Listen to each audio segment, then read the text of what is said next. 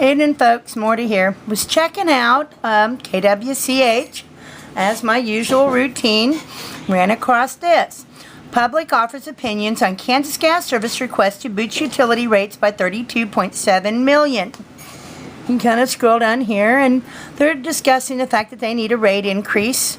They're talking to Topeka residents about it and saying that it'll boost residential bills about 9.1% per month.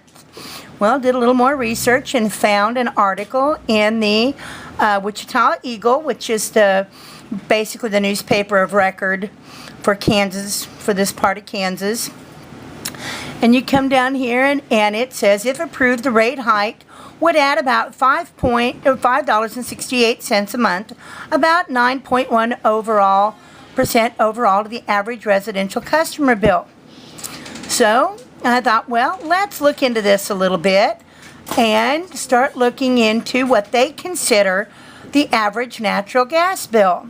This is from the Wichita Eagle back in October of 2011 when they were discussing how much it was going to be for the winter heating, and they expected the rates to stay pretty stable, and how they thought it was going to be a warmer than average winter, which it was.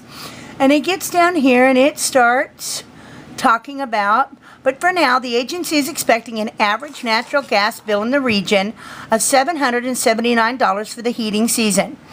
Never really goes into what the heating season is. I'm assuming October through March, probably, because that does tend to be about when we all run our heaters, usually. So, got to, doing some math and figuring out a little more about this. It ends up being roughly an additional $71 for the season.